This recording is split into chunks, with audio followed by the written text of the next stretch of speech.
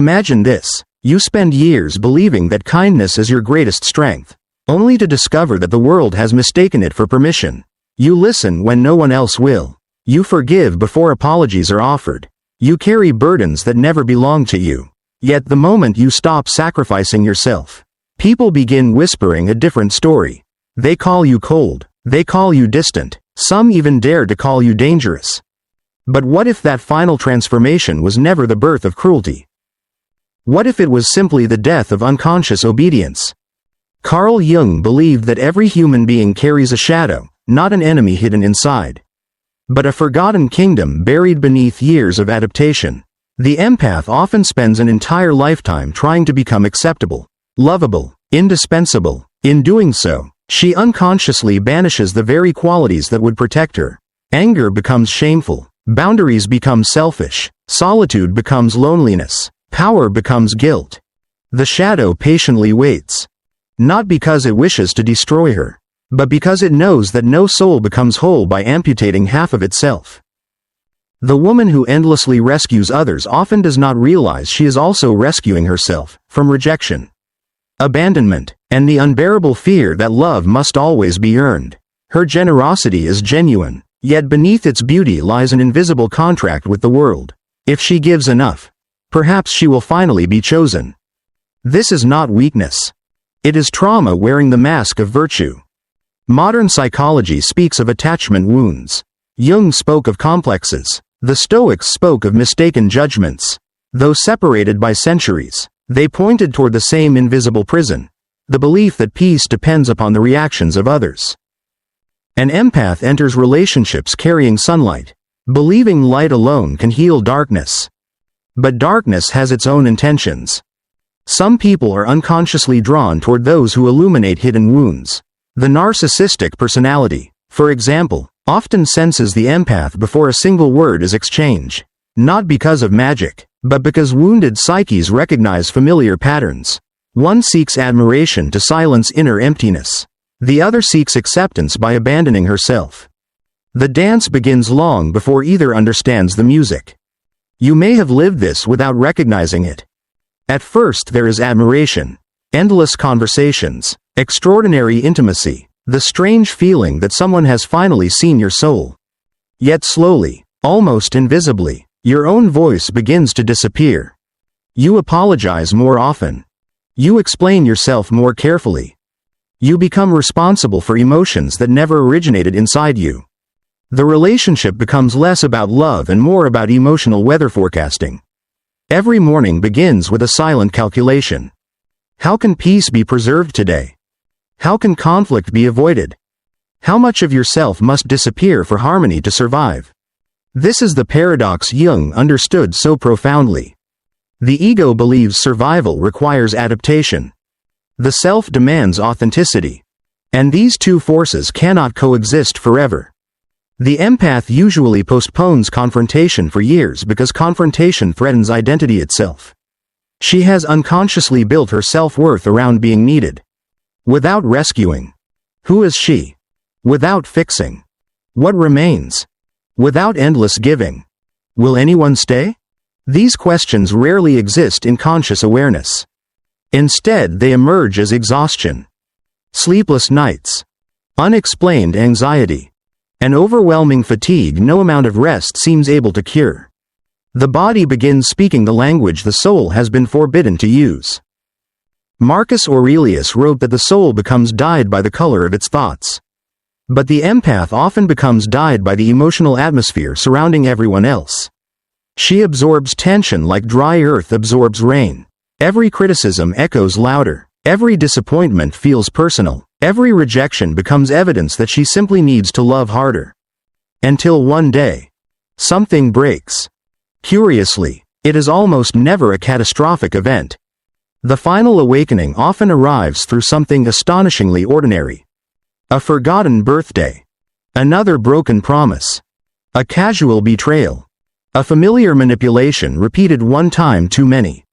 From the outside, observers cannot understand why such a small event changes everything.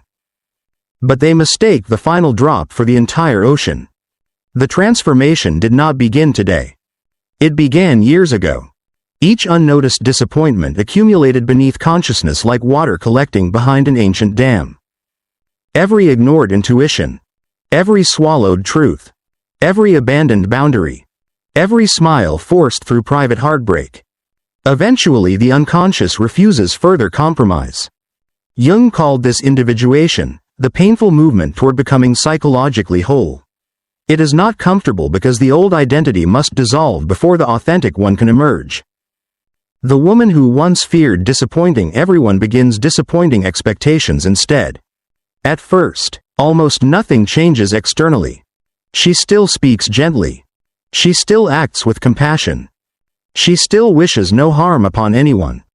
Yet something profound has disappeared. Fear. Not physical fear. The deeper fear. The terror of losing approval. The addiction to being understood. The endless need to explain every decision. Silence slowly becomes her new language. Those accustomed to controlling her become deeply unsettled. Manipulation requires participation. Guilt requires acceptance. Emotional blackmail requires negotiation. When she quietly withdraws her participation, the old system collapses. This is precisely why she is suddenly labeled dangerous. Not because she attacks. Because she no longer reacts. There is extraordinary psychological power in non-participation. Seneca observed that the greatest slavery is dependence upon the opinions of others. Few sentences describe the empath's evolution more accurately. The immature empath seeks permission. The awakened empath grants permission to herself. Notice how differently the world responds. The same people who once praised her kindness now question her character. They say she has changed. She has become selfish. She thinks she's better than everyone else. But projection is one of Jung's greatest psychological discoveries. People often accuse others of the very transformation they secretly fear within themselves. Someone terrified of boundaries calls them arrogance. Someone dependent upon control calls independence rebellion. Someone addicted to emotional dependence calls self-respect abandonment. The accusation rarely reveals the empath. It reveals the accuser. This realization changes everything. For perhaps the first time, she understands that not every opinion deserves emotional residence inside her mind. Not every criticism contains truth. Not every misunderstanding requires correction. Not every departure represents loss. Some departures are liberation disguised as grief. And so the dangerous stage quietly begins, not with revenge, not with bitterness, not with hatred, but with a remarkable absence. The absence of chasing. The absence of convincing.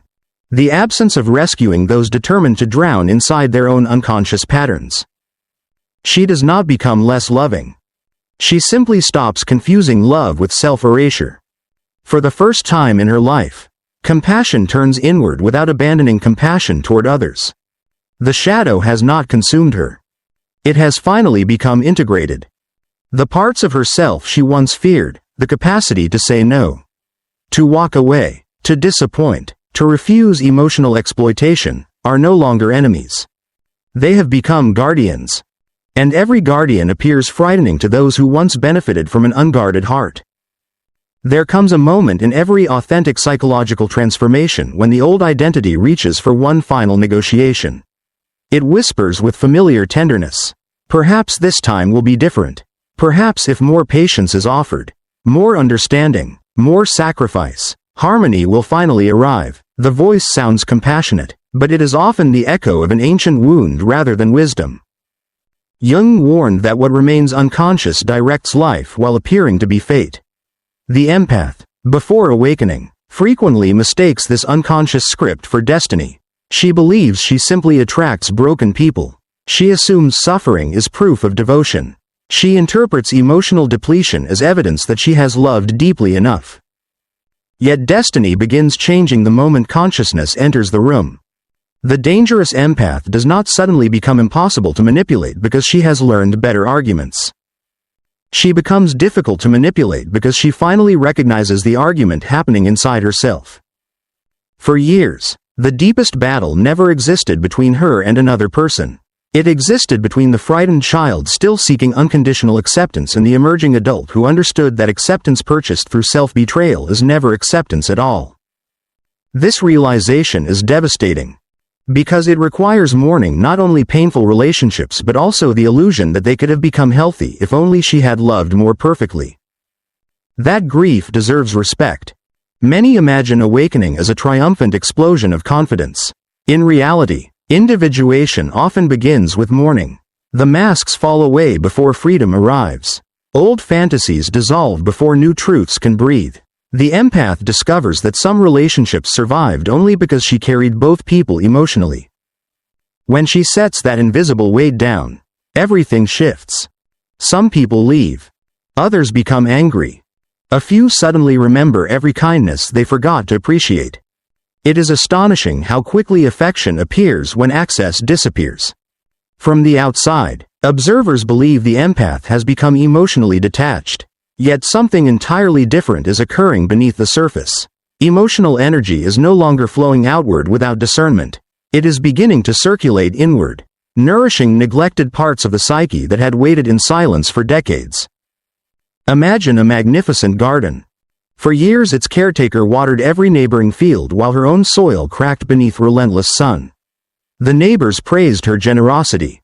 They admired her devotion, but none noticed the dying roots beneath her feet. One morning she decides to water her own garden first. Nothing violent has happened. No flowers have been stolen. No fences have been built. Yet suddenly the neighbors accuse her of selfishness. Their comfort depended upon her neglect. Likewise, many people never object to your kindness. They object to its limits. The dangerous empath understands this distinction with painful clarity. She no longer mistakes endless availability for love. She no longer interprets exhaustion as virtue. She no longer assumes another person's disappointment automatically means she has done something wrong. This change unsettles those whose identities depend upon emotional consumption. The narcissistic personality, especially, experiences this shift almost like psychological starvation. Projection intensifies. Accusations become louder. Unexpected acts of affection alternate with cold withdrawal. Old memories are rewritten. Reality itself becomes negotiable. These behaviors confuse the unawakened empath because they activate familiar guilt. But the individuating woman begins observing rather than absorbing. Notice that difference. She observes. She does not absorb. That single psychological movement changes an entire life. Observation creates space. Absorption erases it. Before awakening, another person's anger immediately entered her nervous system. Their disappointment became her emergency. Their silence became her responsibility. Their insecurity became her burden. Now she notices emotions without automatically adopting them as her own. This is not indifference. It is differentiation. Carl Jung believed that individuation requires separating one's authentic self from the countless projections imposed by family, culture, and relationships. The dangerous empath has finally begun that sacred separation. She asks questions she once feared. Is this truly my guilt? Is this really my responsibility? Whose voice am I hearing inside my own thoughts? Whose expectations have become my identity? Such questions disturb the unconscious because they dismantle invisible chains one link at a time. The remarkable part is that outwardly, very little appears dramatic. She smiles. She works. She continues loving people. She still offers compassion. But now compassion possesses direction. It is guided by wisdom instead of compulsion. Epictetus taught that suffering arises not from events themselves but from the judgments attached to them. The awakened empath slowly understands that another person's opinion is an event, not a verdict. Someone calling her selfish does not transform her into a selfish woman. Someone misunderstanding her boundaries does not invalidate them. Someone refusing accountability does not make her responsible for their refusal. This psychological freedom appears almost supernatural to those who remain imprisoned by external validation. Have you ever noticed how silence unsettles those who depend upon emotional chaos? When every insult receives no retaliation. When every manipulation receives no explanation. When every guilt trip reaches a boundary instead of an apology. The manipulator often escalates. Not because they are stronger. Because their previous strategies have stopped producing predictable results. The dangerous empath expects this. She understands that systems resist change before surrendering to it. Family systems. Romantic systems. Friendship patterns. Even workplaces. Every environment unconsciously attempts to restore familiar roles. The woman who always said yes suddenly says no. The room grows uncomfortable. Not because no is offensive. Because authenticity exposes the artificial balance everyone accepted without question. Marcus Aurelius repeatedly reminded himself that another person's behavior belongs to them. Their choices reflect their own character, not yours. How revolutionary this becomes for the empath. Instead of asking, "How can this person finally understand me?" she quietly asks, "Why have I spent so many years trying to earn understanding from someone unwilling to offer it?" The answer rarely concerns love. It concerns childhood. Somewhere long ago, approval became survival. Affection became conditional. Peace became something achieved through performance rather than presence. The adult empath unknowingly continued rehearsing that childhood strategy in every important relationship. Until consciousness interrupted repetition. Jung observed that people do not become enlightened by imagining figures of light, but by making the darkness conscious. The dangerous empath does exactly that. She does not destroy her shadow. She meets it. She sits beside the anger she once feared. She listens to the grief she postponed. She embraces the loneliness hidden beneath endless caregiving. She allows herself to feel disappointment without immediately transforming it into forgiveness. This is not vengeance. This is integration. Within that integration emerges an extraordinary paradox. She becomes softer than ever before. And stronger than ever before. Soft enough to love without possessing. Strong enough to leave without hatred. Soft enough to cry without shame. Strong enough to refuse emotional captivity. People unfamiliar with integrated strength cannot comprehend it. They understand domination. They understand submission. But peaceful authority confuses them. Because it cannot be controlled through fear. The dangerous empath has entered a stage where external storms no longer determine the climate of her inner world. The waves may continue. The voices may grow louder. Old ghosts may still knock upon familiar doors. But something ancient has awakened beneath the surface of her soul. And once that deeper center is discovered, returning to unconscious self-abandonment becomes almost impossible. Something extraordinary happens after the storm has passed. Though few people recognize it while they are living through it, the world expects transformation to announce itself with noise, with dramatic speeches. Visible victories. Undeniable revenge. Yet the deepest psychological evolution often arrives almost invisibly. It settles into the nervous system like dawn replacing darkness. There is no explosion, only the quiet realization that the battle no longer exists. The dangerous empath reaches this threshold without fanfare. One morning she notices that a message left unanswered no longer creates panic. A cold expression no longer ruins her day. Someone else's disappointment no longer feels like an emergency demanding immediate repair. She pauses. And within that pause lies an entirely different consciousness. For years, her nervous system had been conditioned to scan constantly for emotional danger. Modern psychology calls this hypervigilance, a survival adaptation common among those who grew up in unpredictable emotional environments. Jung might have described it as the ego remaining imprisoned by unresolved complexes. Forever reacting to echoes of the past instead of responding to the present. The body remembers what the mind has forgotten. That is why an empath can intellectually understand that she is safe while her heart still races at the sound of conflict. Healing, therefore, is never merely intellectual. It is embodied. The dangerous empath no longer attempts to convince herself she is worthy. She begins living as though worthiness was never in question. There is a profound difference. One requires endless evidence. The other requires only acceptance. This acceptance changes the architecture of every relationship. Previously, She entered rooms asking an invisible question. How must I become so I will be loved here? Now another question quietly replaces it. Can this space honor who I already am? Notice the reversal. The center of gravity has moved. The world is no longer the judge. The self has taken its rightful place. Jung insisted that individuation was not the creation of a new personality but the recovery of one's original wholeness. Society often misunderstands this process because authenticity rarely looks polite to those accustomed to performance.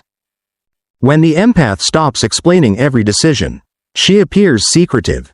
When she stops apologizing for existing, she appears arrogant. When she stops rescuing everyone, she appears uncaring. But appearances are the language of projection. Reality speaks differently. She is no longer shrinking herself to fit the emotional expectations of others. This is why the final stage is called dangerous. Not because she becomes destructive. Because illusions begin dying wherever she walks. The people who genuinely love her experience something beautiful. They discover a woman whose kindness has become cleaner, freer, no longer contaminated by obligation. Her generosity is still abundant, but it is now a gift rather than a transaction. She gives because her heart is full, not because her identity depends upon being indispensable. But those who relied upon her unconscious wounds experience something entirely different. Their familiar doorway has quietly closed. Guilt no longer opens it. Fear no longer unlocks it. Approval no longer controls it. Only mutual respect remains. For someone accustomed to control, mutual respect can feel like rejection. This is the tragedy of unconscious living. People often mourn the loss of privileges they mistake for love. You may have witnessed this without naming it. Someone who never appreciated your presence suddenly cannot stop contacting you after you withdraw. Someone who ignored your tears suddenly becomes fascinated by your silence. Someone who dismissed your boundaries now demands explanations for every distance you create. These reactions are not always signs of love. Sometimes they are signs that an old pattern is collapsing. Carl Jung observed that until the unconscious is made conscious, it will direct behavior while appearing to be destiny. When one person awakens within a relationship, the entire psychological system is forced to reveal itself. Masks become difficult to maintain. Hidden motives surface. Long-buried resentments emerge. Some relationships deepen because truth finally enters them. Others dissolve because truth cannot survive where illusion is required. The dangerous empath no longer fears either outcome. That freedom is astonishing. Not because she has stopped caring, but because she has stopped controlling. This distinction reflects one of the deepest teachings shared by both Jungian psychology and Stoic philosophy. Marcus Aurelius never suggested becoming emotionally numb. Instead, he taught disciplined attention, recognizing what belongs within one's control and releasing what does not. The awakened empath practices this almost effortlessly. Another person's choices belong to them. Another person's healing belongs to them. Another person's honesty belongs to them.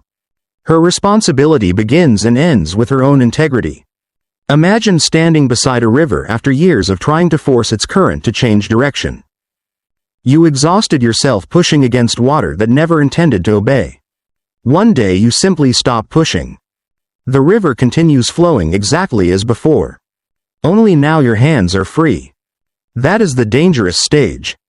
Hands once occupied by rescuing others become available for creating a meaningful life. Energy once consumed by emotional survival becomes available for purpose. Attention once trapped inside toxic dynamics returns to dreams abandoned years earlier. Many women describe this period as though they have become strangers to themselves. In truth, they have become strangers only to the false self they were taught to perform. The authentic woman had been waiting patiently beneath every compromise. She waited beneath every apology that was never necessary. She waited beneath every relationship sustained by self-sacrifice. She waited beneath every fearful attempt to remain acceptable. Now she rises. Not with anger. Not with superiority. But with astonishing calm. This calm is perhaps the greatest symbol of integration. The shadow no longer erupts unexpectedly because it has finally been welcomed into consciousness. Anger becomes discernment instead of destruction. Strength becomes protection instead of domination. Solitude becomes nourishment instead of punishment. The woman who once feared being alone discovers something almost sacred. She was never truly afraid of solitude. She was afraid of meeting herself without distractions. Now that meeting has happened. She discovers an inner companion who asks for nothing except honesty. No performance. No perfection. No endless proving. Only presence. The world may continue calling such a woman dangerous because people often fear what they cannot manipulate. Yet history has always misunderstood women who refuse unconscious roles. A woman who no longer seeks permission changes every room she enters. She reminds others, without speaking, that freedom is possible. She becomes living evidence that compassion and strength are not opposites. That softness does not require surrender. That love does not require self-abandonment. That peace does not come from winning every battle, but from no longer declaring war against one's own soul. And perhaps this is the greatest secret hidden within Jung's understanding of individuation. The final stage is never about becoming someone feared. It is about becoming someone who no longer fears becoming herself. The final stage does not arrive with applause. There is no ceremony marking the moment an empath ceases to live from unconscious wounds. No audience gathers to celebrate the quiet revolution that has taken place within her psyche. From the outside, she may appear almost unchanged. She still laughs. She still listens. She still offers kindness where kindness is deserved. Yet beneath the familiar face, an entirely different center of gravity has emerged. The woman who once searched the world for confirmation has become her own witness. This is the paradox Carl Jung understood so deeply. The purpose of individuation is not to become admired. It is to become undivided. For most of her life, the empath lived as though different pieces of her soul belonged to different people. Her tenderness belonged to those who needed comfort. Her patience belonged to those who lacked discipline. Her forgiveness belonged to those unwilling to change. Even her dreams were quietly postponed so that someone else's fears could feel less lonely. She fragmented herself in the hope that everyone else might remain whole. But a divided soul cannot know peace. Eventually, the unconscious demands reunion. Not because it seeks conflict, but because it seeks truth. Jung often described the self as something far greater than the ego, a deeper organizing principle that continually calls a person toward wholeness. The ego fears this call because wholeness requires surrendering every false identity that once guaranteed acceptance. The empath discovers that the most painful prison was never another person's manipulation. It was the identity built around being needed. Without that identity, an uncomfortable silence appears. Who am I if I am not rescuing someone? Who am I if my value is not measured by sacrifice? Who am I when no one is asking for another piece of me? For a time, these questions feel frightening. Then something extraordinary happens. They stop feeling like questions. Life itself begins answering them. She notices herself walking through ordinary mornings without carrying invisible emotional weight. She notices laughter that does not hide exhaustion. She notices evenings filled with quiet rather than anxiety. The nervous system that once waited for the next crisis slowly learns another rhythm. Safety. Not because the world has become safer. Because she no longer abandons herself whenever danger appears. This distinction changes everything. The old empath believed love required endless endurance. The awakened empath understands that love without truth eventually becomes resentment. The old empath believed boundaries separated hearts. The awakened empath discovers boundaries reveal which hearts genuinely wish to remain. The old empath feared disappointing everyone. The awakened empath fears only disappointing her own soul.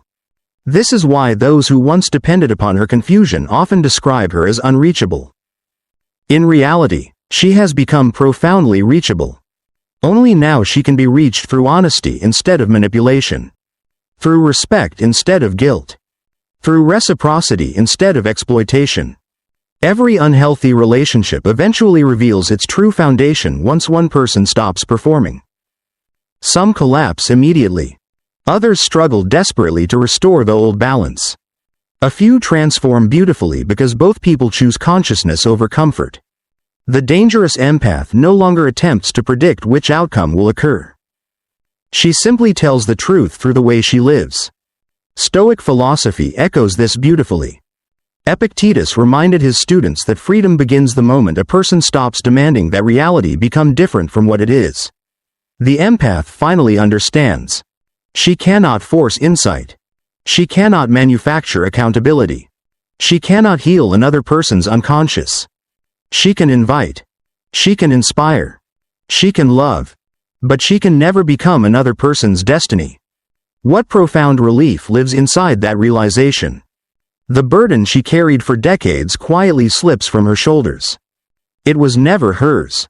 How many years are spent believing that enough patience will awaken someone who refuses to awaken?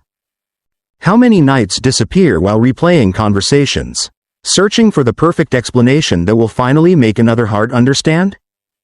How many beautiful souls exhaust themselves trying to become acceptable to people who have already decided to misunderstand them? The dangerous empath no longer spends her life answering accusations that were never honest questions. Silence becomes discernment. Distance becomes wisdom. Presence becomes sacred because it is freely chosen rather than fearfully maintained. Perhaps this is why mature compassion feels so different. It is no longer frantic. It no longer begs. It no longer negotiates with disrespect. Instead, it resembles an ancient tree. Deeply rooted. Unmoved by every passing storm. Offering shade to those who approach with sincerity, yet never chasing those who walk away. You may recognize this transformation inside yourself. Perhaps you have noticed that certain conversations no longer tempt you into defending your worth. Perhaps you have discovered that loneliness and solitude are not the same experience. Loneliness asks the world to complete you. Solitude introduces you to the parts of yourself you were too busy rescuing others to meet. Within that solitude lives extraordinary abundance. Creativity returns. Curiosity returns. Joy appears unexpectedly during simple moments, a morning walk, a quiet cup of coffee, sunlight touching a window, laughter shared without hidden tension. These ordinary experiences become miraculous because the mind is no longer occupied by survival. The dangerous empath has not become emotionally smaller. She has become emotionally available to life itself. Love, once scattered across impossible battles, returns home. The shadow no longer whispers from forgotten corners because it has been welcomed into the light. The frightened inner child is no longer left alone to earn affection through perfection. The wise woman within has finally taken her hand. Together they walk forward. Not seeking revenge. Not seeking validation. Not seeking applause. Simply seeking truth. And truth possesses a remarkable quality. It requires no defense. Those who are ready will recognize it. Those who are not will resist it. Neither response changes its nature. This is the final freedom. To stop measuring your life by who stays. To stop questioning your worth because someone failed to see it. To stop shrinking your soul so another person's comfort can expand. Jung believed that the privilege of a lifetime is to become who you truly are. The dangerous empath finally accepts that privilege. She no longer mistakes suffering for purpose. She no longer mistakes silence for weakness. She no longer mistakes self-abandonment for love. She understands that every ending which demanded the betrayal of her authentic self was never a tragedy. It was an invitation. An invitation to return home. Not to a place, but to a state of being where peace is no longer borrowed from the approval of others. Where strength no longer hides behind anger. Where love begins with the courage to remain whole. Because in the end, the world may continue calling her dangerous. But what it truly fears is a woman who has remembered herself. A woman who knows her worth does not pursue, she chooses.